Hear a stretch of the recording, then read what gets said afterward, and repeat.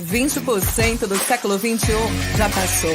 E o que realmente disruptivo você viu para o setor educacional? Gestão de alta performance, executivos com larga experiência de mercado.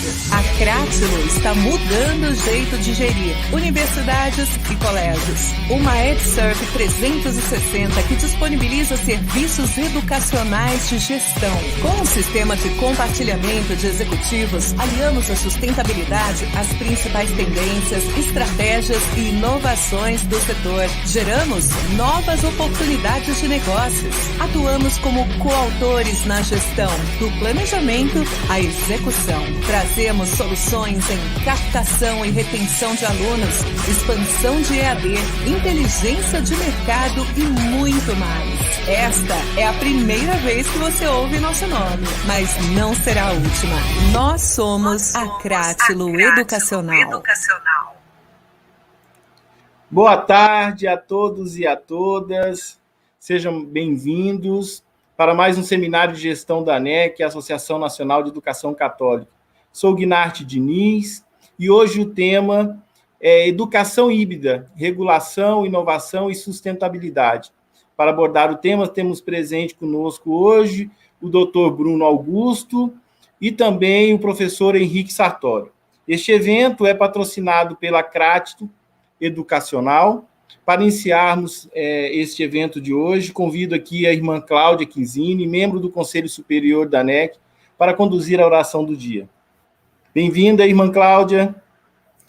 Obrigada, Guinarte. Uma boa tarde a todos e a todas. O momento em que nos dispomos a ouvir e sempre refletir para trazer presente a nossa vida, a nossa missão enquanto educadores e educadoras. Eu convido a todos para que olhemos para a imagem que está à nossa frente. Temos aí a palavra de Deus, que dedicado a ela, o mês de setembro, é o mês da Bíblia, e dela surge a vida nas suas mais variadas formas, especialmente no que diz respeito à casa comum, à natureza, e com ela, especialmente o ser humano, estão presentes na palavra de Deus, que tem uma mensagem a nos dizer. Em tempo de pandemia, mas também em tempo de pacto educativo global, quando o Papa Francisco nos convida, especialmente a todas as pessoas de bem, todos os educadores, para que estejam atentos à realidade da nossa educação, para que, como este logo nos mostra, possamos abraçar com cuidado esta casa comum. E queremos, com ele, rezar. Rezar hoje de uma maneira especial sobre educação híbrida, que nos traz presente, que tem como conceito a metodologia de ensino, que combina elementos presenciais e à distância. Unir flexibilidade e personalização no estudo em ambientes virtuais, com as possibilidades e benefícios oferecidos pela convivência em sala de aula. Ou seja, educação híbrida também está contida na proposta do Pacto Educativo Global, porque nós falamos de flexibilidade, nós trazemos presente a personalização, ou seja, a relação de pessoa a pessoa, a questão da equidade tão conhecida e tão difundida entre nós. Nesse tempo de pacto educativo global, nós queremos também ouvir o que Papa Francisco nos diz. E dentre as muitas das suas falas sobre esse tema, no lançamento do Pacto Educativo Global, no convite para esse pacto, no dia 12 de setembro de 2019, ele dizia: é necessário construir uma aldeia que educa, onde a diversidade, onde se partilha a diversidade, se partilha o compromisso de gerar uma rede de relações humanas e abertas. E ele sempre afirma de novo: para educar uma criança é necessário uma aldeia inteira. Cada um de nós, as nossas instituições, compõem essa aldeia. E todos nós, homens e mulheres de bem, fazemos parte e temos esta responsabilidade de educar as novas gerações, tendo em vista o bem comum. E por isso queremos juntos rezar no início dessa nossa atividade. Ó Deus, que desses a todas as nações uma só origem e quisesse congregá-las numa só família, acendei no coração de todos e de todas o ardor da vossa caridade e o sincero desejo de um justo progresso, a fim de que os bens que concedeis a todos sirvam à promoção de cada um e de cada uma, e cessada toda a discórdia, toda a injustiça e a pandemia, a justiça e a equidade se firmem na sociedade humana. Rezamos isso por nosso Senhor Jesus Cristo, na unidade do Espírito Santo. Amém. Obrigada pela presença de todos vocês, que tenhamos um excelente encontro, uma excelente reflexão. Obrigado, irmã Cláudia, pelas palavras, pela condução da oração.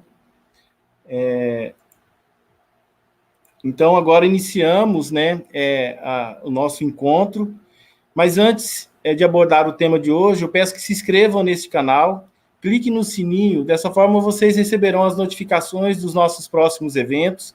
Lembrando ainda que todos os vídeos produzidos pela ANEC, bem como as formações virtuais realizadas, estão disponíveis nas nossas redes sociais e neste canal aqui, em especial, do YouTube. Pedimos ainda que deixem as suas perguntas no chat, as quais responderemos no final. Convido agora, para abordar o tema, o doutor, professor Bruno Augusto Amador Barreto, CEO e fundador da Crátilo Educacional e doutor pela UMESP, Universidade Pontifícia de Salamanca, Espanha, tem MBA em Gestão Universitária. Bem-vindo, Bruno.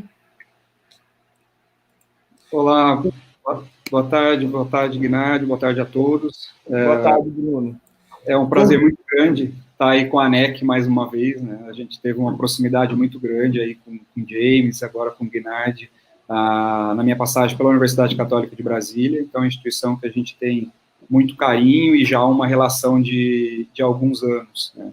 E agradeço também a oportunidade para a gente passar esse momento, como a irmã colocou, fazendo uma reflexão, né? Uma reflexão de futuro, uma reflexão de presente, e o que a gente pode discutir sobre educação híbrida, tá? Eu vou compartilhar a minha tela, para que, quando estiver aparecendo, Guilherme, se você puder me dar um ok, que já está...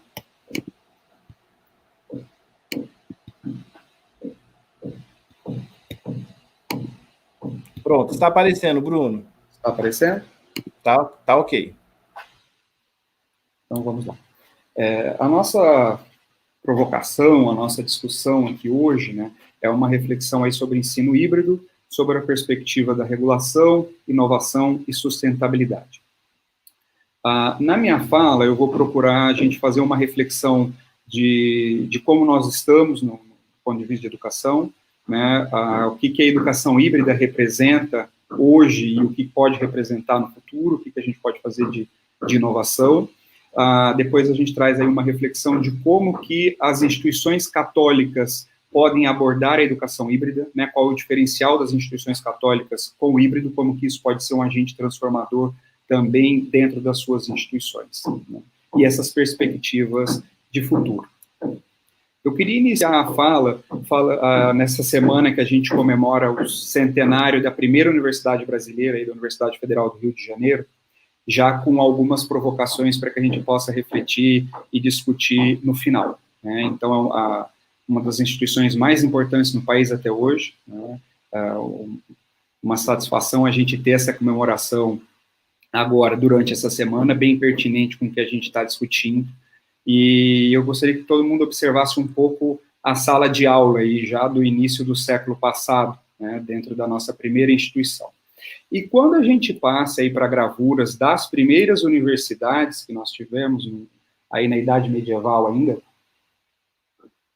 essa estrutura de o professor à frente, os docentes e os alunos nas cadeiras não são tão diferentes assim, né? Mesmo tendo entre uma imagem e essa outra gravura quase 1000 anos de tempo, né? E aqui é um retrato de uma escola, aqui de São Paulo, em 2020, que também segue esse modelo aí secular ou milenar de o conhecimento centrado no professor, e o professor com essa chave que abre essa porta de conhecimento e passa isso para os alunos, né? E como que a educação híbrida faz essa transformação de todo esse momento que a gente passa e o que já vinha fazendo, né? Então, de certa forma, a gente, seria uma obviedade, mas a gente vive num período de altas tecnologias, uma transformação digital gigantesca em todas as áreas do conhecimento, de atividades econômicas, etc. E, de certa forma, a educação ainda não estava, com algumas exceções, mas sempre a gente tem um olhar ali, quando eu falo até essa imagem aí do retrovisor, é um pouco desse olhar e de repetir o que sempre foi feito, né? Então, o que era feito aí há 100 anos, é bem provável que as instituições de ensino de hoje, a grande maioria, também tem ainda esse mesmo formato, e mesmo na educação básica, né? Então, a gente tem já começa com essa reflexão de como que a gente pode transformar e se adaptar, de fato, a esses novos tempos e de fato, ao século XXI. E a Covid tem um impacto bastante importante nisso, né?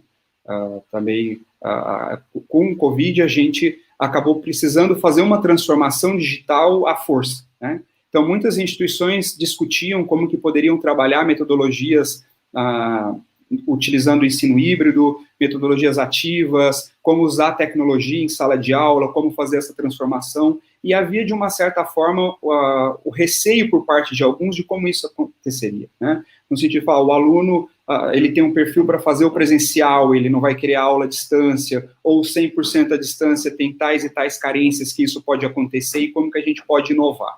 E, de uma certa forma, como a imagem passada aqui mostra, a educação, ela talvez seja o segmento de atividade econômica, vamos dizer assim, que leve mais tempo para fazer transformações. E que, na verdade, deveria ser o inverso, né? Deveria ser a vanguarda do conhecimento, a vanguarda de todas as atividades. Então, tudo de mais inovador e mais de futuro, ele deveria estar, de fato, nas instituições de ensino, tanto na educação superior como na própria educação básica. E muitas vezes a gente vê uma gestão de, olha, vamos esperar alguém fazer, vamos entender como que isso acontece para que depois a gente faça e não tenha nenhum risco, talvez com medo de inovar ou dar um passo em cima disso.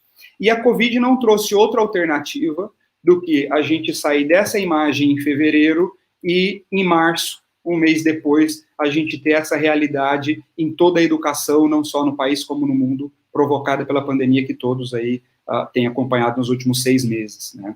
E essa transformação digital de passar todos os alunos de forma remota foi uma coisa emergencial, óbvio que não era algo que estava planejado, e esse planejamento custava em a gente, de fato, tirar isso do papel e modernizar as nossas instituições, né? E a educação, aqui é uma outra provocação, o século XXI para a educação, ele acontece, de fato, pós-pandemia, né, onde exige que todos passem por essa transformação digital e começa a discutir, de fato, que educação que nós queremos e como que nós vamos provocar isso para o futuro, né? E tudo isso que a gente está colocando não há nada de inovação, isso já era uma realidade, tanto que emergencialmente todas as ferramentas que nós estamos utilizando hoje nas salas de aulas virtuais, com essas aulas remotas, algumas síncronas e cada instituição dentro da forma que está fazendo, são com tecnologias que já existiam, com metodologias que já existiam e que muitas vezes a gente ainda não tinha essa provocação. E eu acredito particularmente que os nossos professores e principalmente os nossos alunos vão voltar nesse pós-pandemia, que a gente espera que seja o mais breve possível, muito mais críticos, né, e muito mais inconformados com essa metodologia tradicional que a gente tinha até então. Sobretudo o aluno do noturno da educação superior, né, esse aluno que é o trabalhador que passa o dia inteiro no seu trabalho e durante a noite se desloca para passar mais 4 horas adquirindo aí o seu conhecimento, buscando uma transformação social, uma transformação de vida dele e da família. Para esse indivíduo já não fazia sentido ele sair, imagina um grande centro como Brasília e a sede da ANEC, como São Paulo, onde eu estou hoje, o tempo que você passa no trânsito para se deslocar, saindo do seu trabalho para ir para uma instituição de ensino e ver uma apresentação via PowerPoint, uma aula teórica, né? Não vejo que isso, não imagino que isso fazia sentido antes da pandemia, e por algumas inseguranças, como a gente colocou, a gente não tinha feito totalmente essa transformação, e agora faz menos sentido ainda, né? Eu acredito que nesse pós-pandemia, nós vamos ter uma valorização da experiência, uma valorização principalmente de tempo. Então, a gente ocupar a presencialidade com o que realmente é necessário, né? E não para uma aula teórica com PowerPoint, como a gente tinha colocado. E nisso vem essa grande reflexão. E o ensino tradicional morreu? Como que vai ser essa educação em 2021, passando essa pandemia? O noturno, dentro de toda essa questão, é o que a gente tem mais riscos dentro desse modelo tradicional que nós tínhamos. Então, dentro desse estudo recém-divulgado pela EducInsights, a gente observa aqui que o aluno do híbrido, ele é muito similar ao aluno do noturno, né? Onde ele é o responsável pelo pagamento das suas mensalidades, ele está trabalhando, ele tem uma classe social muito similar, e é um aluno mais velho, não é aquele que acabou de sair do ensino médio, ele tem um percentual aí acima dos 26 anos, né? E esse aluno, principalmente do noturno, ele tende a migrar em grande parte para a educação híbrida. É esse aluno trabalhador que provavelmente não possa fazer mais tanto sentido a ele, e 5 dias da semana, durante as noites, para ver aulas teóricas. Então, a gente já tem uma série de mudanças em várias instituições, e também trago algumas reflexões de mudanças do próprio mercado. Tá? Então, aqui vou até trazer algumas notícias. A gente, provavelmente, muitos dos senhores devem conhecer a Universidade 42, que ela é focada em tecnologia, causou um grande rebuliço aí quando foi lançada, por ter essa discussão de não ter professores, etc. Um pouco também é como foram feitas a cobertura de mídia sobre essa instituição. Eu visitei pessoalmente a unidade da Califórnia, e tem uma metodologia totalmente inovadora, onde esses alunos estão imersos ali, e conversando com os gestores da instituição, a grande preocupação deles, até o momento, eu fui em 2018 nessa visita, e não tinha, inclusive com um grupo da Universidade Católica de Brasília, na época eu estava à frente ali do EAD da instituição ainda, e a grande preocupação dos gestores eram que os alunos não concluíam os cursos. E não concluíam os cursos por quê? Porque esse jovem de 16, 17 anos que entrava nessa instituição, que é focada em tecnologia, depois de 6 meses, 1 ano estudando ali na instituição, eles já começavam a ser assediados pelas empresas com propostas de trabalho, e a maior parte deles tinham já a primeira proposta aí com 16, 17 anos de $100 mil ano, né? Lembrando que a instituição está ali no Vale do Silício, com Google, Facebook, todas essas empresas de alta tecnologia. Então, para um jovem de 17 anos ter uma proposta dessa de cara, dificilmente ele vai falar, não, vou esperar mais 1 ano e ter uma outra realidade, né? E é uma instituição que não tem nem cobrança de mensalidade, ela tem uma reflexão, até quem paga as mensalidades são empresas parceiras, e os alunos têm uma seleção gigantesca. Uma das primeiras seleções foram mais de 60 mil inscritos para a primeira instituição de Paris.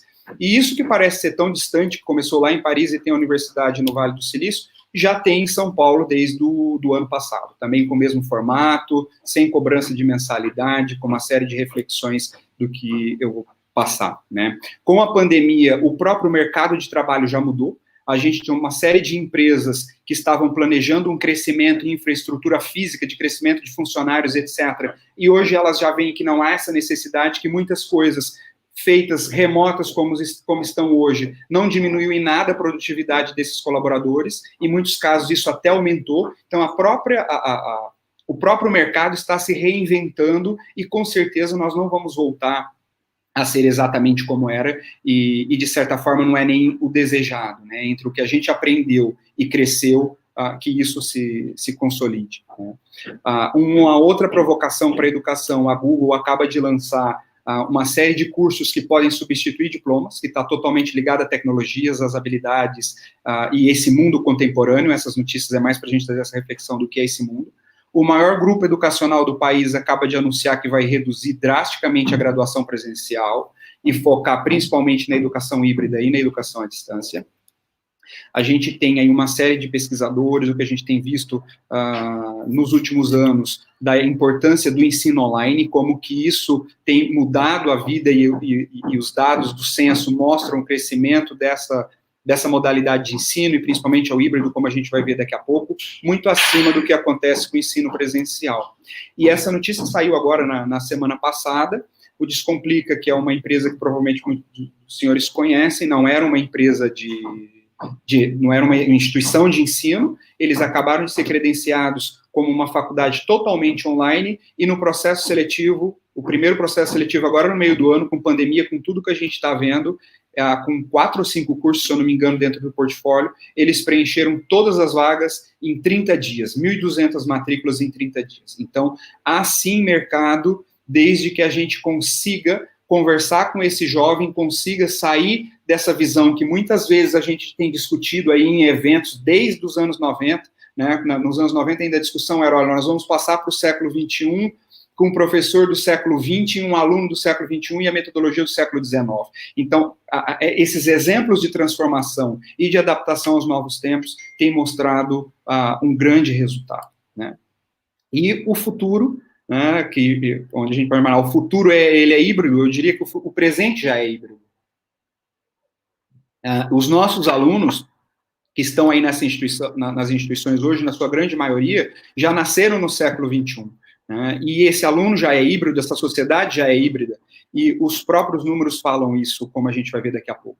E o híbrido, ele vai trazer a vivência prática do presencial, né, com a flexibilidade da educação à distância. Então, ela é a união dos melhores, do melhor dos dois mundos, onde a gente consegue fazer com que o aprendizagem seja de ser aquele professor com a chave de todo o conhecimento, e o aluno seja o foco. Esse aluno seja o protagonista no processo de ensino-aprendizagem, com cada vez mais atividades colaborativas, com metodologias ativas e tudo que o universo da modalidade à distância já nos permite com essa flexibilidade. Então, de trabalhar a sala de aula invertida, onde o que é teórico, ele discute online, no tempo que ele precisa, com toda a flexibilidade que ele tem, e o momento presencial para a vivência laboratorial, para atividades em grupo, para dinâmicas que a tecnologia não vai substituir, né? Então, dentro do presencial, valorizar essa experiência, fazer sentido, né? Levar o aluno ao campus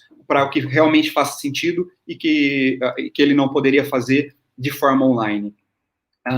E por que tenho colocado aqui que isso já é o presente? Se a gente olhar o último censo divulgado, que é o de 2018, com os dados de 2018, a gente já observa que a educação híbrida, em qualquer comparação que a gente faça, ela cresce muito mais do que o próprio online, que já cresce mais do que a educação presencial totalmente. Então, o híbrido, analisando de 18 para 17, cresceu 71%. Quanto a educação online, 100% online, cresceu 26%, e o mercado, contando presencial, 32%. No comparativo de 2015 a 18 também há um crescimento, e de 13 a 18 também. Numericamente, a educação híbrida ainda não tem o volume de alunos que o 100% online e o presencial, que é mais tradicional, tem, só que ele é o que mais cresce e já tem feito algumas transformações em algumas áreas, como é o caso da educação física. Então, no último censo, os cursos híbridos de educação física já possuíam mais alunos matriculados do que os cursos convencionais da forma tradicional, ali, o 100% presencial. Tá? Então, esse movimento que a gente vê aqui, olha, até 2017, o presencial ainda era o maior, que é essa coluna mais escura, em 2018 a gente tem essa virada.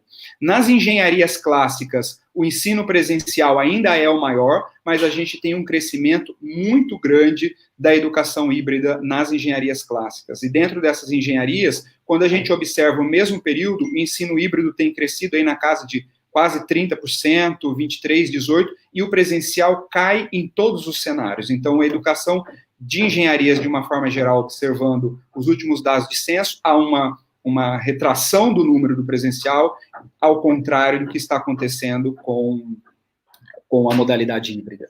Na parte de enfermagem, nutrição e fisioterapia, também há, no caso aqui, comparando 17 com 18, uma queda no presencial, de quase 3%, e o híbrido cresce quase 150% no mesmo período. Por isso que essa provocação de que o híbrido ele não é o futuro, ele já estava acontecendo em 2018. Em 2019, com certeza, isso se intensifica, e com a pandemia, nós vamos ver números, a partir dos próximos anos, muito maiores, principalmente nessa queda esperada na educação 100% presencial, exclusiva, principalmente no noturno.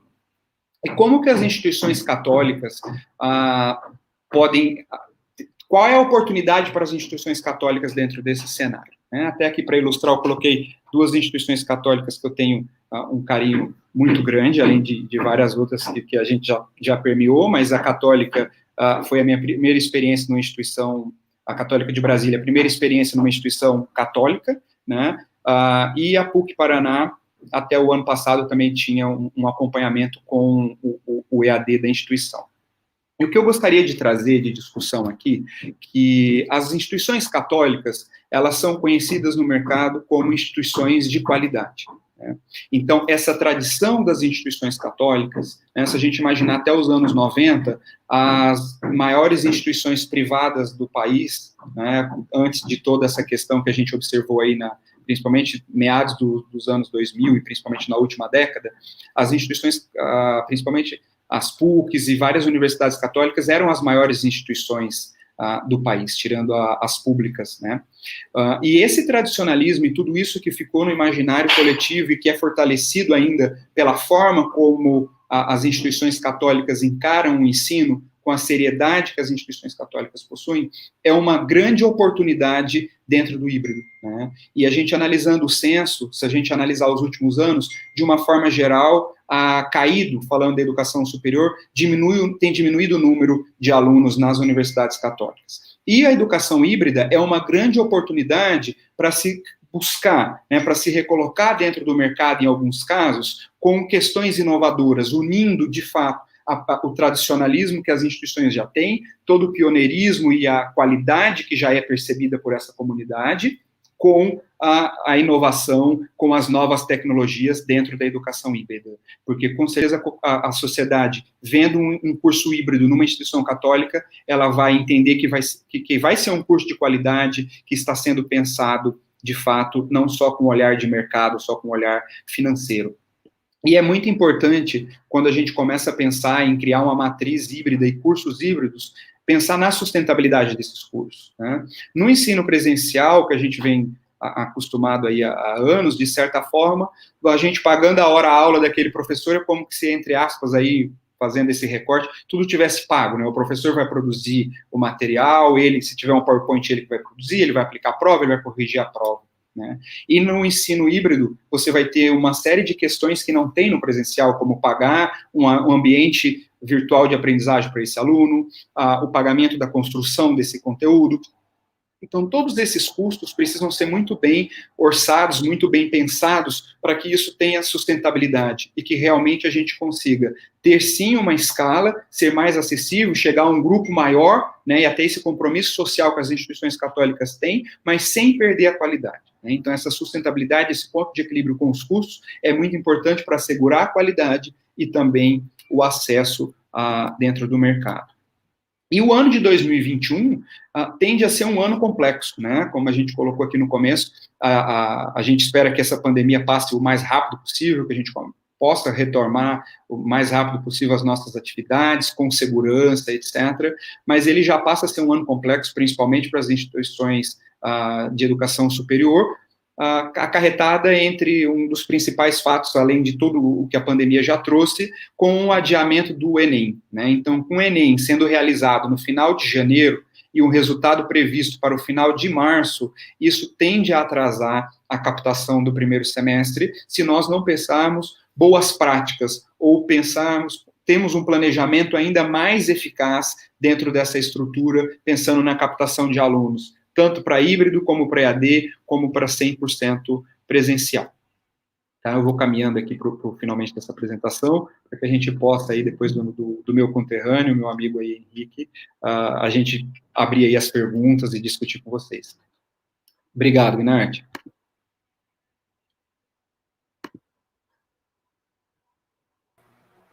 Obrigado, Bruno, pelas palavras.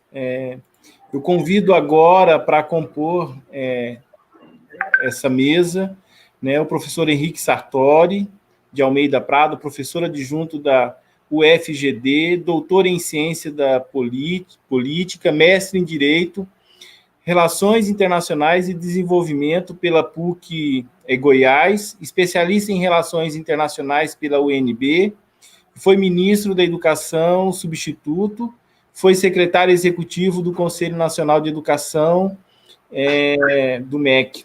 Bem-vindo, professor Henrique Sartori.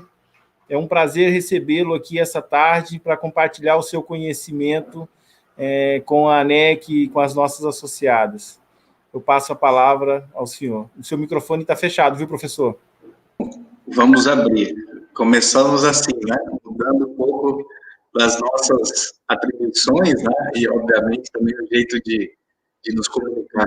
Mas, Guinac, Diniz, muito obrigado, né? E agradeço a você e a todos da ANEC, em nome também do presidente da ANEC, o professor Paulo Fossati, a irmã Cláudia, que fez a oração de abertura, né? A Natália, que está no suporte conosco.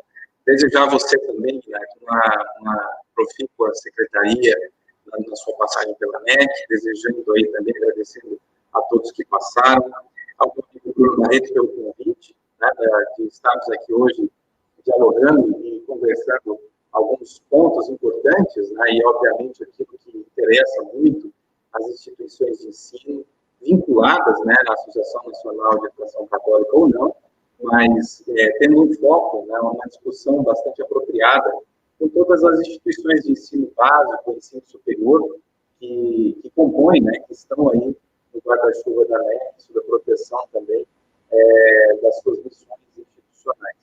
E, ao mesmo tempo, agradecer a todos os presentes. Nós temos aí, eu estou acompanhando a interação, está sendo muito, muito bacana, ver algumas perguntas, alguns questionamentos já. Me coloco à disposição de vocês para que nós possamos conversar mais sobre isso. E agradecer a todos que nos acompanham pelos canais da ANEC. Bruno, eu vi atentamente a sua apresentação, mais uma vez reforço aí o agradecimento pelo convite, a Cátia também se apresentando à população, à sociedade, né, educacional, e agradecer mais uma vez a ANEC pela oportunidade, pelo convite também. E eu vou compartilhar, aí só me dá uma feedback sobre a apresentação. Eu trouxe uma apresentação, eu vou aqui compartilhar. Aí, quando tiver ok, você me dá um feedback, por gentileza, só para a gente começar o nosso trelelê. Ok? Então, estão vendo todos? Não sei se me acompanham. Posso começar? Já está aparecendo, Sartori, pode começar. Ok, obrigado. Então, tá ok? Então, vamos lá. Bom, falando um pouco sobre educação, né, educação híbrida, inovação e sustentabilidade, a gente passa sobre alguns conceitos que são importantes. Então, dividi aqui o nosso bate-papo, não vou tomar muito do seu tempo, deixando mais disposição também para as perguntas e respostas, mas partimos do contexto, até mesmo já abordado pelo professor Bruno, né, sobre o ensino híbrido. A inovação, obviamente, nesse contexto que nós vivemos, né, sobretudo emergencial, né, que concentra grande parte dos nossos esforços hoje, e também a busca pela sustentabilidade, e focado não só na sustentabilidade financeira das instituições que visam ou não o lucro, mas também da sustentabilidade dos projetos pedagógicos que são apresentados, né, nesse novo contexto que se apresenta. Sim, e aí vale para todo tipo de instituição, né? Todo tipo de categoria administrativa, categoria acadêmica, organização acadêmica, eu acho que isso vale como um todo. E, obviamente, verificar o que é possível fazer e dar alguns pitacos provocativos no intuito de verificar o que nós já atravessamos nos últimos anos para cá, algumas oportunidades que foram colocadas para o sistema federal de ensino como um todo, né, envolvendo aí instituições públicas, privadas, né, com ou sem fins lucrativos, e, obviamente, também aquilo que há, né, de vir, né, no sentido de esperar acontecer alguma mudança nesse sentido. Então, qual é o conceito, né? Gente, eu parto do princípio que a educação, o ensino híbrido é uma chancela, né? É uma chancela de mercado, né? De colocar aqui como algo inovador, ou pelo menos um produto que está sendo oferecido, no produto no melhor sentido da palavra, né? Num produto acadêmico, né? De um serviço que é colocado em relação a um projeto curricular. Tá? Lembrando que os dois decretos, né, que regulam a educação superior no Brasil, tanto o 9235 quanto o 9057, eles trabalham, né, as modalidades EAD e a modalidade presencial. E algumas portarias que regulam esses decretos, vejam só como no Brasil é interessante, né? A gente tem uma lei, a gente tem decreto, a gente tem portaria, a gente tem a portaria da portaria, assim vai, e acaba virando uma miríade, né, de normativos. Claro que eu passei um tempo da minha vida dedicada a essas questões, trabalhávamos focados para não complicar muito, né, o sistema, ou pelo menos apresentar, só um instantinho, apresentar, né, de uma forma inteligente, né, o sistema educacional, mas ao passo das contribuições que a nossa equipe deixou para o sistema, vemos uma necessidade premente, né, de flexibilizar, de trazer novas oportunidades, de discutir os percentuais, né, que eram sempre impostos por uma ideia, né, não tinha ali uma evidência, uma razoabilidade, né, em relação aos percentuais que eram sempre discutidos, 20%, 30% de presencialidade no EAD, de EAD no presencial e assim vai. Então, o conceito do ensino híbrido, né, ou do semipresencial, como já era também trabalhado um tempo atrás, né, ele sempre carregou consigo essa separação do que é o regulado, do que é aquilo que está na lei, daquilo que está nas normas, daquilo que não se apresenta, obviamente, daquilo que se apresenta, melhor falando, do mercado, né? Então, eu não vejo dificuldade de entender esse modelo, pelo contrário, eu acredito que o conceito do ensino híbrido, ele está na sua vocação, né? Ou pelo menos na sua formatação. E, obviamente, claro, temos que ter esse cuidado nas propostas, né, curriculares que iremos apresentar aí aos órgãos regulatórios, né? Bom, e o que podemos hoje, né? Podemos muito, né, comparado a algum tempo atrás. Então, eu sou professor, né, de presencial, EAD, hoje eu estou num regime acadêmico especial dentro da minha instituição de ensino, né, com calendário especial, com aulas especiais, né, colocando assim como especial, mas muitas instituições isso é mais do que o comum, mais do que o feijão com arroz, né? Mais do que uma possibilidade, uma oferta de serviço, né, para o aluno ou para a comunidade acadêmica que assim vá buscar. E, obviamente, qual é o caminho a ser pensado? Eu acredito que o caminho a ser pensado, como o Bruno colocou aqui, nunca é olhar no retrovisor, né? Pegar as experiências que dão certo, pegar aquilo que não deu certo, aquilo que não avançou, formatar, aprimorar e pensar para frente, seguir em frente. Porque, obviamente, a educação, eu acredito, e é uma opinião pessoal, né, a educação é um processo, e ela nunca vai chegar ao final. Né? Nós temos uma trilha, nós temos uma formação, nós temos caminhos de aprendizagem, mas, obviamente, cada indivíduo vai buscar a sua própria trilha, né, o seu próprio caminho, o seu próprio interesse, né, de capacitação ao longo da vida. Tanto hoje também é discutido o papel desse aprendizado ao longo da vida. Bom, eu acho que todos aqui já conhecem de cor e salteado, né, alguns dados da educação superior, né, alguns dados sobre o crescimento e a sustentabilidade que a modalidade à distância deixa, ou pelo menos segura, na educação superior, né, nesse formato. Isso vem sendo discutido, né, amplamente também na educação básica. Lembremos que o decreto 9057, ele inovou, trouxe essa possibilidade também para a educação básica, e obviamente que é um sistema, né, que não está à disposição, como falamos assim, não é exclusivo da União, né, ele é compartilhado, tem uma responsabilidade dos estados e municípios nesse contexto, mas o que é importante levar em consideração que o momento de hoje, obviamente, nós vamos ver aí uma aceleração, né, desse processo ainda maior, né, dessa mistura, né, dentro da modalidade EAD e dentro da modalidade presencial, de propostas curriculares que vão levar em consideração ainda mais, né, ou cada vez mais, melhor falando, esse sentido híbrido, né, misturado, esse blended, né, que muita gente fala, né, essa possibilidade de você trabalhar a presencialidade na educação à distância e, obviamente, a questão, as ferramentas, as metodologias de educação à distância no ensino presencial. Então, o que eu entendo, né, que é possível dentro dessa proposta, e até coloquei aqui como avanços regulatórios.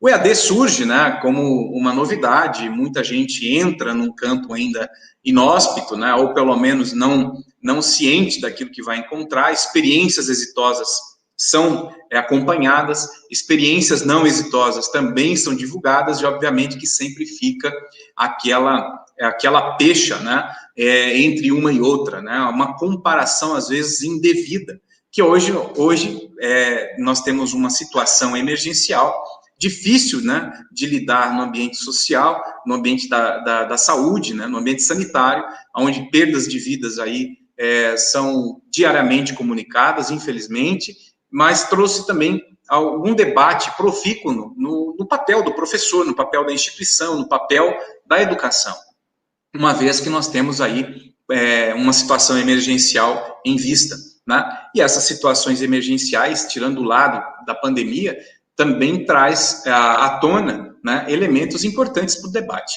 Então, nós temos aqui um avanço regulatório que, desde 2016, está sendo discutido, né?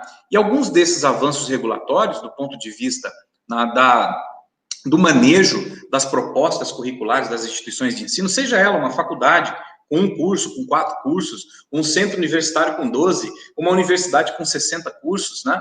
Elas têm a mesma forma, né? Ou pelo menos a apresentação de uma proposta pedagógica de curso, ela vai se apresentar conforme a vocação da instituição e conforme aquilo que a instituição deseja ser ou deseja ofertar para os seus alunos, né, para a sua comunidade acadêmica. Então, pessoal, eu vejo que essa possibilidade hoje, né, dos 20 majorado para os 40, né, dos 30 majorado para os 40, dos 40 observando uma soma de atividades em relação a estágios, a flexibilização de trabalho de conclusão de curso, o papel da extensão, em alguns casos, bem feitinho, bem arrumadinho, bem ajustado, pode chegar até 70%, né, da educação à distância no ensino presencial. Ou seja, a minha autorização de curso presencial, ela pode vir aqui, né, salteada, aqui misturada, ou até mesmo oferecida ao aluno, até mesmo majorando-se a mais do que a metade da sua carga horária em relação à sua proposta de curso. Claro, isso é um entendimento regulatório, né, que, obviamente, o sentido, a orientação, né, da liderança e, obviamente, seguindo as normas regulatórias do órgão, né, principal, que hoje é o Ministério da Educação, ele pode ser majorado ou pode ser observado nas plataformas ou nas propostas de curso que nós temos aí.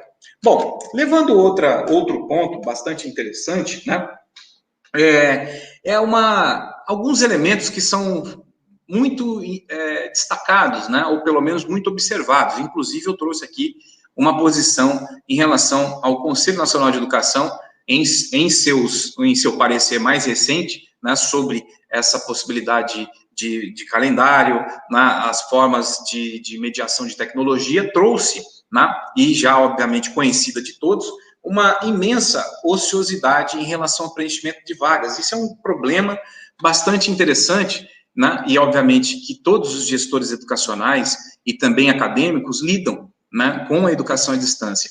E, obviamente, encontram ferramentas, né, nessa posição, nessa construção de currículos híbridos, né, tanto com a autorização do presencial, quanto os elementos da presencialidade na educação à distância, que são obrigatórios pelas diretrizes curriculares nacionais de alguns cursos, faz com que esse movimento, né, de oportunidades das modalidades serem incluídas nessa proposta se premente, ou pelo menos surgir para poder combater a ociosidade de vagas, a evasão, que ainda é alta, né, no EAD comparado com o presencial, observando também os dados e os elementos, né, que o Censo da Educação Superior nos apresenta sempre. E, obviamente, tem um destaque aqui, né, que eu queria colocar para vocês, que o decreto, né, 9057, a portaria 11, etc. e tal, credenciou automaticamente todas as instituições de ensino mantidas pela União, né, as universidades federais, os institutos federais, e pouquíssimas, então, tinham, né, o credenciamento da educação à distância, E hoje faz com que, né, o ambiente de 2022, capitaneado aí por essas discussões, como nós já colocamos, o momento da pandemia, faz com que o setor público comece também a observar a educação à distância como um fator de expansão, como um ponto de inclusão e etc. e tal, com algumas experiências exitosas já, né, conhecidas de algumas universidades, mas não eram todas, né? E, obviamente, as universidades, as faculdades dos sistemas estaduais, para poder ofertar EAD, tinham que pedir, né, têm que pedir, na verdade, autorização do Ministério da Educação, como todas qualquer. Bom, e, obviamente, um lançamento, né? Por que não pensar no fim das modalidades, né? Ou pensar em avançar depois dessas normativas, desse momento, da construção, envolvendo, né, toda a comunidade acadêmica, as associações nacionais, as instituições públicas e privadas, na construção, né, de um único normativo, ou pelo menos entender que, né, hoje é possível ser ofertada uma possibilidade de um PPC, de um PDI, né, trazer ali o hibridismo, né, ou pelo menos a construção de uma proposta tanto presencial quanto EAD, mas que sejam, né, propostas concatenadas à missão e à visão das instituições. E, ao mesmo tempo, levando em consideração a proposta curricular, né, uma inovação curricular, né, ou até mesmo, né, como nós estamos trabalhando, né, levar em consideração que esse tempo já está aí, né, como o Bruno destacou, o presente já traz esses elementos, né, cada vez mais de EAD no presencial e o presencial no EAD. E aí partimos para a inovação, né, o que muita gente gosta de falar.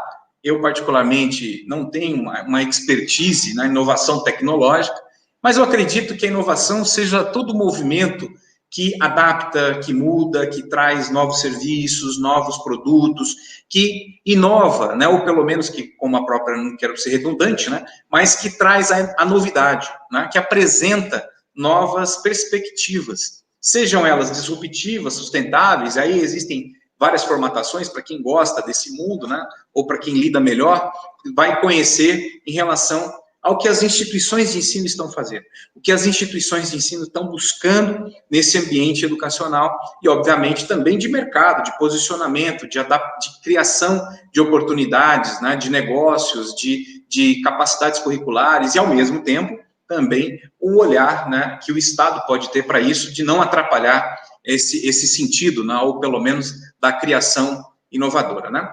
Porque muitos falam sobre inovação e não praticam. O Bruno trouxe um caso concreto, né, que é uma faculdade que conseguiu o seu credenciamento exclusivamente à distância.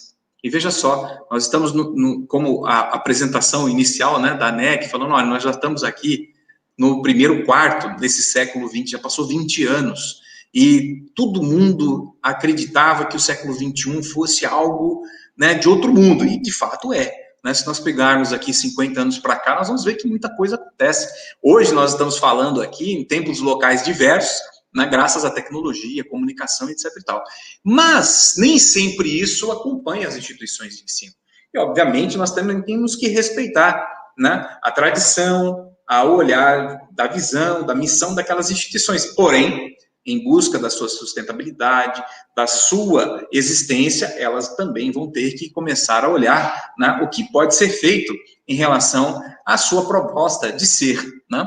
E obviamente, o exemplo colocado da faculdade aqui, que buscou seu credenciamento 100% online, como algumas outras, né, não são muitas. Então, desde 2017 para cá, até onde eu acompanhei, no ano de 2018, 2019, nós tínhamos apenas 5 protocolos, né, de instituições 100% à distância, né, que queriam colocar ali a sua proposta, obviamente, respeitando as diretrizes curriculares de cada curso, mas a proposta do seu credenciamento EAD, né, o seu principal credenciamento seria EAD. E hoje nós temos até essa dicotomia dentro dos sistemas, né, de ter um conceito institucional EAD, um conceito institucional, ou seja, né, não precisaríamos disso se tivéssemos tido a oportunidade de avançar ainda mais, né, nas inovações regulatórias também, por que não falar sobre isso? Que a inovação regulatória não quer dizer somente o cartório que nos segue, né, ou que nos persegue, melhor falando, mas também tudo o que nos cerca, né?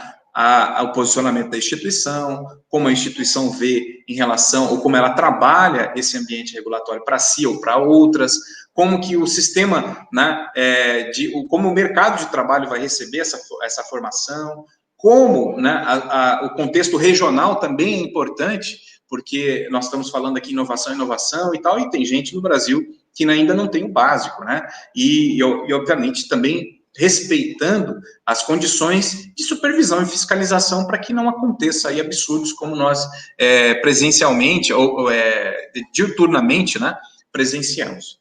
Então, a inovação tem tudo a ver com a educação, porque eu já apontei anteriormente que a educação, no meu entendimento, é um processo. E por ser um processo, eu acredito que ela pode trabalhar, né, dentro dessas duas formas, ou até mesmo dentro de uma forma sustentadora, dentro de uma forma disruptiva, e os conceitos que vocês aí atribuem à inovação, né? Eu acredito que a educação é uma inovação constantemente sustentadora, né? Ela vai buscar a evolução, ela vai trazer elementos, né, de aprimoramento curricular, de especialização, sobretudo. Cada vez nós temos as profissões mais nichadas, mais especializadas, né?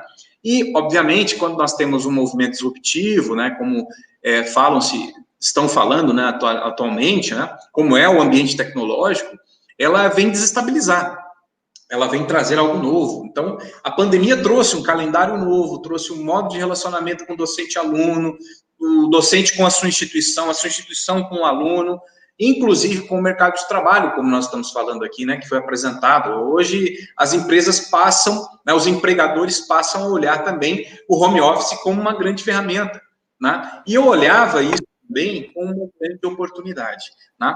Bom, porque dentro desse contexto ainda eu coloco, né, que alguns provedores tradicionais, eu acompanho o Christensen nessa condição, né, presumem, tendem a ignorar a inovação, presumem que o seu atual público-alvo não vai se interessar, ou pelo menos é muito difícil, a minha instituição tem síndrome de Gabriela, né, eu sou assim, nasci assim, você assim, não gosto de modificar nada, para modificar é muito moroso, muito diferente, muito difícil, né? Nascemos assim, a nossa missão é essa desde 1900 e bolinhas. Mas acontece que existe constantemente na educação o aprimoramento de técnicas, o aprimoramento, né, das competências, das habilidades que são colocadas na sua proposta curricular. E por que não também pensar a sua possibilidade, né, ou enxergar como uma ameaça a esse ambiente novo, como uma oportunidade, né, de crescimento, de revisão curricular, né, e de olhar em relação aos seus processos. Nós vamos ver, e já presenciamos que o EAD cresceu, que os alunos evoluíram, né, que nós temos hoje, por mais que nós tenhamos uma sala de aula presencial, né, recheada de alunos, composta de alunos com várias idades, né, as faixas etárias hoje são híbridas, né, colocando aqui o contexto, me apropriando desse conceito, tanto de jovens quanto de pessoas com idade mais avançada, né, de 40, 50, 60 anos estudando, hoje é normal, né, em tempos outros isso era mais difícil, mais inacessível, né, nós temos hoje uma inversão da oferta de cursos noturnos que vem crescendo desde da metade da década de 90 para cá, né, a universidade, a educação superior ficou mais inclusiva, né, e obviamente também vem um desafio da formação de professores, sempre acompanhar esse público que vai chegar às nossas instituições, tá? Eu fui formado de uma forma, eu trabalhei, eu escutei, fiz mestrado, doutorado, sempre com uma metodologia muito similar. E hoje eu vejo que os meus alunos não acompanham mais essa metodologia, né? Inclusive, as minhas piadas já ficaram todas velhas, né? Ou pelo menos desatualizadas, né? Eu tenho que participar, me inteirar cada vez mais desse mundo. E, obviamente, as novas já estão aí, né? A Escola 42, o Descomplica, outras instituições chegando, mostrando e ofertando produtos que pode ser interessante para o seu filho, para o seu vizinho. Eu não me encaixo nesse modelo, eu vou buscar uma formação presencial. Beleza, o mercado está aí para isso, né? Eu quero uma instituição pública, eu vou buscar a minha inserção, assim. Está todo mundo aí ofertando um leque de oportunidades, mas não quer dizer que você possa olhar e verificar também essas condições de mudança para você adaptar a sua proposta, né? E seguir, obviamente, uma boa proposta curricular ou desenvolvimento da sua instituição. Até mesmo porque, na inovação, nós sempre assistimos à inovação tecnológica, a economia, a mobilidade como fatores essenciais, né, que estão moldando as instituições. E, obviamente, buscando essas instituições de ensino, grande parte delas, nós estamos falando aqui sobre educação superior, mas muito do que eu estou falando também se aplica à educação básica, né, um caminho diferente, né, os números sempre são mais cruéis com a realidade, né, mas apresentam também leituras que possam nos guiar para o nosso planejamento, né, e, obviamente, também modelos de negócio e relacionamento entre entes privados e públicos cada vez mais presente, né? Nós temos ouvido aí o governo dando sinais de reforma que vai ali bater, né, nos modelos institucionais que nós temos hoje. Quando nós falamos, por exemplo, de certificações de entidades de assistência social, isenções fiscais, tributárias, que são importantes para a sustentabilidade financeira de algumas instituições. E, por um outro lado, nós temos aí uma flexibilização de anos para cá, colocando gente nova, gente pujante no mercado, gente pujante nas propostas curriculares, inovadoras nessas propostas, né?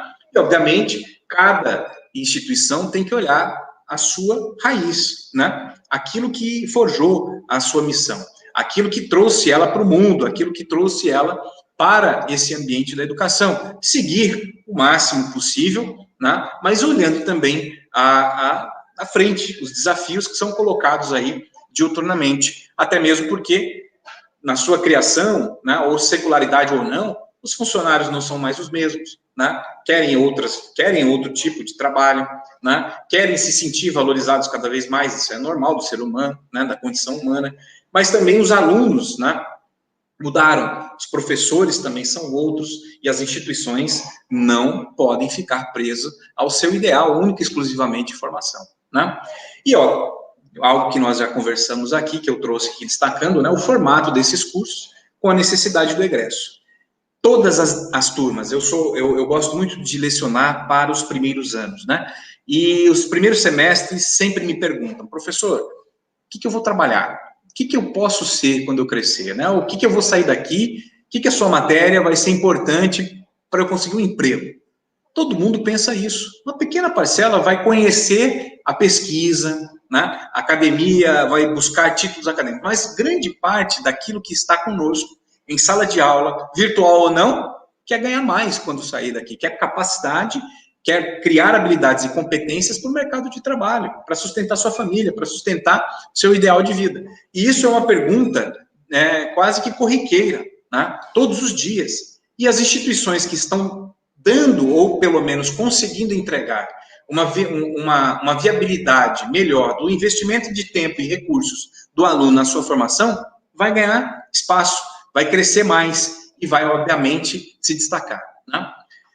Bom, ontem eu estava preparando, pensando aqui o que a gente ia conversar, e a minha esposa me trouxe, né, uma informação muito interessante de um grande gestor brasileiro, né, colocando assim o que pode vir por aí. Alguém que trabalha em mercados digitais, mas ao mesmo tempo também investe na educação e trabalha isso fortemente. Então, educação à distância. E eu concordei com muitos pontos aqui, eu agreguei outros. Educação à distância é algo que já está, né? Telemedicina, nossa, era algo que já existia há muito tempo, assim como o EAD, e passou a ser valorizado ainda mais, e é um produto que vão oferecer para você com maior constância. Educação multiexperiência. O que eu chamo de educação multiexperiência? Me apropriando de alguns conceitos, né? É você propiciar ao aluno a possibilidade de ele estudar onde ele quiser, né? Seja no computador, no smartphone, na sala de aula, presencialmente com o professor, com o tutor, mas ele pode ali optar de acordo com a sua flexibilidade de forma, né, e formatação do seu ideal. E, obviamente, respeitando aquilo que a irmã Cláudia falou, né, a personalização da aprendizagem e do ensino. E, para fechar, gente, eu acredito que tudo isso nos trouxe a esse momento de refletir sobre uma inteligência curricular. Eu acho que o Brasil teve experiências, nós estamos cada vez mais querendo novidades, mas a inteligência curricular, ela é algo que as instituições de ensino precisam explorar mais. O que eu digo sobre inteligência curricular? E é algo que eu tenho trabalhado nesse assunto, né? As normas estão aí, a regulação está aqui, os alunos estão lá, a universidade está do outro lado, todo mundo desconectado. Mas hoje já existem muitas possibilidades de você pegar o seu projeto de curso, modificar, trazer elementos da presencialidade, da distância, fazer essa mistura, trazer elementos novos da formação, das competências e habilidades que o mercado de trabalho quer, que as famílias esperam, que o estudante precisa, e a gente às vezes fica esperando uma autorização oficial, uma portaria, algo disruptivo, né? Digamos assim, quase que corriqueiro do sistema regulatório. Mas já está aí à disposição, né? Nós temos portaria dando essa flexibilidade, essa possibilidade de eu utilizar e de rever os meus cursos periodicamente, sem ter travas, né? Sem ter entraves, sem ter a mão pesada, né? Não deixando fazer nada. Então, eu acredito, finalizando e agradecendo a presença de todos aqui, a atenção de todos, que cada vez mais será exigido essa inteligência, né? De você perceber que o seu curso está defasado, que o seu curso não precisa abordar muito esse enfoque, vamos para um outro enfoque, que é isso que está agradando, isso está empregando gente, isso está gerando retorno para a nossa instituição, seja pública ou privada. Então, gente, muito obrigado, agradeço mais uma vez a ANEC, ao convite do professor Bruno da Crátilo e a todos que nos acompanham, me coloco à disposição de vocês para o nosso bate-papo e, obviamente, as dúvidas que podem surgir durante esse tempo. Bruno, muito obrigado e fico à disposição de todos vocês aí. Tá bom, Guinatti? Muito obrigado também, em nome da ANEC. Obrigado, Henrique. Nós temos algumas perguntas, né? Mas eu acho que quase todas já foram sanadas, né, Bruno? Acho que com as palavras do Sartori, a gente já conseguiu sanar algumas das dúvidas que foram surgindo no chat. Tem alguma que você gostaria de destacar, Bruno? Que você deu uma olhadinha? Eu anotei algumas aqui. Uma eu tinha até anotado, assim que eu terminei, vi a pergunta do professor, e depois o Henrique também tocou ali, que é a questão de modalidade, né? E como o Henrique bem colocou, será que não é a hora da gente pensar no fim das modalidades? Na minha visão, é um absurdo, né? Porque ensino é ensino. Se uma instituição é credenciada para um curso de administração de empresa, se ela vai dar com 10, com 20, com 30, se é presencial, qual é o percentual de coisa, não é o que deveria ser o mais relevante disso, e sim a qualidade do ensino e a entrega do que ele está fazendo, né? Vi que teve muito comentário em cima disso ali da parte de metodologia. Teve também alguns questionamentos sobre a educação básica, né? Talvez a apresentação tenha um viés ali mais do ensino superior, até por conta da reflexão e dos dados ali do Censo da Educação Superior, que a gente trouxe na apresentação, mas como que eu vejo isso na educação básica? Na educação superior, acredito de verdade que é um caminho sem volta, né? Não faz o menor sentido, tá? E os números já estão dizendo isso. O ensino presencial tem diminuído, o 100% presencial. Às vezes a gente acaba tendo uma resistência por mudança, que é o que a gente já colocou. Tem um conhecimento de muitas instituições católicas, a gente tem tido muito êxito numa série de instituições. Também como conheço instituições católicas que já tiveram 30 mil alunos no passado e hoje tem 7, 8. E se a gente não se reinventar, não buscar de fato essa atualização, isso é muito grave para uma série de instituições e principalmente de alguns cursos dentro do portfólio. Tá? Ainda antes de entrar na educação básica, já respondo isso, queria destacar o caso lá da Universidade Católica de Brasília. Conversei com o padre Romualdo, que hoje é o atual presidente, até mandou um abraço para todo mundo da UBEC, lá da universidade, que é o presidente da UBEC, e ele autorizou que a gente falasse sobre os resultados e o que a gente trabalhou lá na Universidade Católica de Brasília. Né? Então, acredito que todos, né, como a gente está falando aqui da ANEC, sabem que a Católica de Brasília foi uma instituição pioneira na modalidade à distância. A primeira operação começou em 96, né, e foi uma operação de bastante êxito, de muito crescimento. Os dados que eu estou colocando aqui não são internos, porque só é consultar o censo, todos esses dados estão no censo, não iria cometer nenhuma... ser antiético aqui de passar coisas que são internas da instituição ou estratégicas, mas se a gente analisar o censo, a Universidade Católica de Brasília já chegou aí a uns 7 mil alunos, numa época que não existiam os grandes grupos, né? Não existe. Hoje, falar de 7 mil alunos no EAD não é um EAD grande, né? Mas em 2005, 2006, era um grande EAD, né? E com a chegada dos grandes grupos, houve uma queda nesse número, né? Como muitas outras instituições católicas também precisaram se reinventar para manter essa qualidade, como fazer um diferencial disso. E tenho muito orgulho desse trabalho na Universidade Católica de Brasília e o êxito que isso tudo trouxe para a instituição, né? Então, a gente pegou um EAD que no ano anterior a gente tinha feito, mais uma vez, esses dados estão no censo, tá?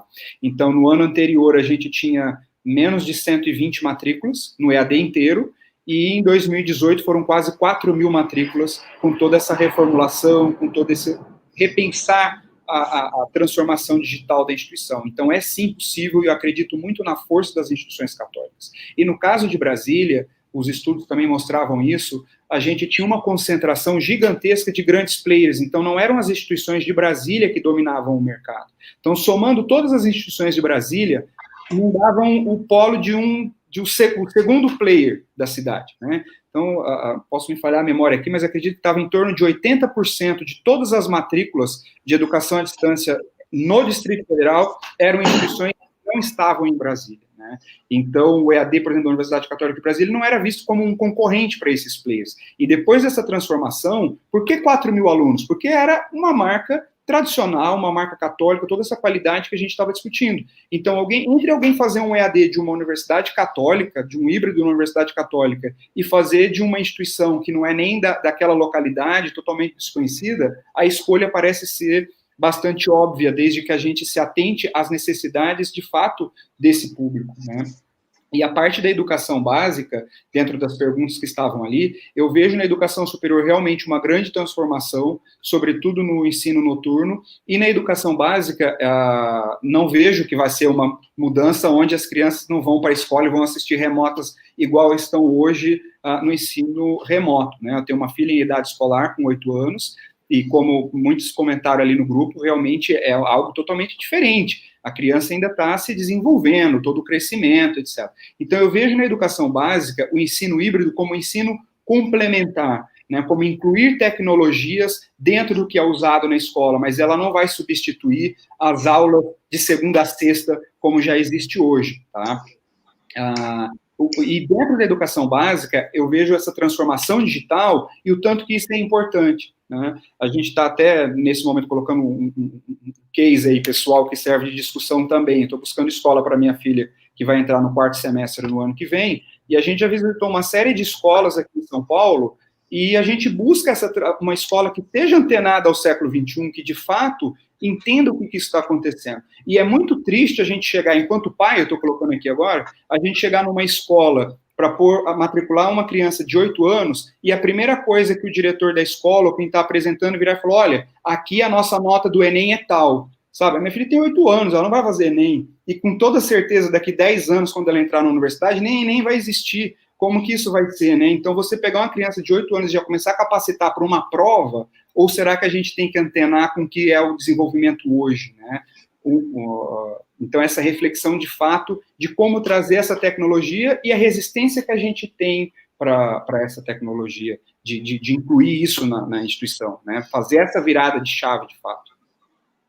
Muito bom. Posso dar um pitaco, Natália? Acho que posso, né, Bruno? Posso? Sim, sim. Claro. Bom, eu concordo plenamente com essa visão do Bruno em relação à educação básica, metodologias e ferramentas de educação à distância, nessa fase escolar, né? nessa trilha de aprendizagem, vamos colocar assim também, e também concordo em relação ao EAD para o adulto, é muito mais tranquilo, muito mais fácil, mais inclusivo, outras formas e outras ferramentas, metodologias são possíveis, né? Também passo diuturnamente, né, todos os dias com isso, com os meus filhos, e, obviamente, também sei da limitação e da complementariedade que a tecnologia tem para essa fase educacional. E olhando as perguntas aqui que colocaram, né, eu vejo que, bom, a questão dos 70%, né, respondendo aqui, eu não sei o nome da pessoa, mas é uma soma, né, aquilo que a gente vê hoje das portarias colocadas à disposição dos sistemas. Claro que é um processo de convencimento institucional, da coordenação do curso, do relacionamento do projeto pedagógico, da possibilidade do PDI também de estar atualizado para receber esses percentuais, da majoração de 20% até tantos por cento, até 70%, digamos assim, que se somássemos o estágio, a disciplina de atividade complementar, de trabalho de conclusão de curso, extensão, né, que recentemente foi regulado nesse sentido, é possível, né, é possível você agregar esses elementos e deixar à disposição do aluno e obviamente, cientificá-lo disso, né. Muitas vezes as pessoas estão indo através de uma proposta educacional e recebem outra. Aí eu acho que não é jogar o jogo bem, tá? Eu acho que aí a instituição tem que mostrar, divulgar e explicar como é feita a formatação desses cursos. Aí eu acho que é honesto, tá?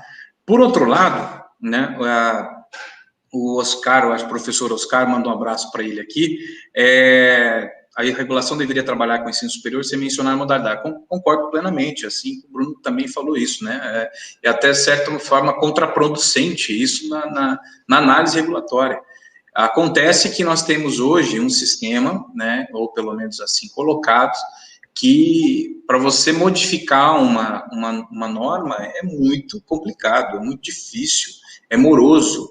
Você trabalha com muitos atores e só para quem esteve vivendo ali os bastidores, né, da formulação, da atualização regulatória, que já era mais quase 20 anos, né, que nós tínhamos essas questões e pudemos ali colocar aí, dar alguma contribuição junto com a nossa equipe, viveu tempos, assim, difíceis, né, porque na hora que você colocava uma vírgula, o outro lado chiava, na hora que vinha um verbo não estava adequado, porque isso poderia dar margem para isso ou aquilo. Então, eu estou contando a parte mais soft power, né, mas colocando em relação às modalidades, eu acredito que hoje, com a regulação posta, é plenamente possível trabalhar, né, esses elementos das duas modalidades numa proposta. Obviamente, vai carecer hoje, com o modelo que temos, de um credenciamento nas duas modalidades. É possível você já começar hoje com as duas modalidades, é possível você começar hoje com apenas uma, é possível você credenciar previamente, provisoriamente, como algumas portarias estão saindo aí, e é possível você ter uma proposta 100% EAD, né? Isso que também trouxe de avanço. Agora, é claro, quando nós falamos sobre essa questão dos percentuais, ou até mesmo do formato, da modalidade, né, você tem também que trabalhar o sentido das diretrizes curriculares desses cursos, né. Muitas vezes as diretrizes também, sutilmente, vão amarrando, vão colocando ali elementos que muito inviabiliza a adoção de inovação, de currículo, inovação na tradução, né, de novas competências e habilidades, é óbvio, né, que quando a gente vai atualizar as áreas, evoluiu bastante e outras nem tanto, né, a área de engenharia deu um salto bom, a área de saúde precisa melhorar bastante, né, direito tem muita coisa ainda que precisa caminhar, por exemplo, quando houve uma atualização no direito, falando que a pessoa podia prestar estágio fora do ambiente escolar, né, em escritórios profissionais, isso foi uma revolução dos bichos, né, mas, obviamente, que nós temos um ambiente para lidar, e esse é o formato do nosso Estado, e, obviamente, queremos todos que isso caminhe, né. Não vejo o EAD como algo pejorativo, excludente, pelo contrário, eu acho que agrega muito valor, né, possibilita acesso às informações e possibilita também ao aluno, né, um tipo de aprendizado diferente, distinto, né, ou pelo menos que ele busque, né, aprimorar as suas competências e as suas habilidades na educação, né. É isso, dei os meus pitacos. Essa pergunta que apareceu aqui agora até da questão do EAD excludente, que o Henrique também colocou, concordo plenamente com o Henrique. Na verdade, eu vejo que isso é o inverso, né? Se não fosse a educação à distância, a gente não teria democratizado tanto o ensino superior no país. A gente teria números, como a gente via no início do século, que já passaram 20 anos, como o pessoal colocou, né? Já passou um quarto disso, onde, num país com escalas continentais igual ao nosso, o EAD chegou a lugares que nunca a educação tradicional chegaria. Então, você tem uma transformação e uma inclusão muito grande possibilitada pela educação à distância.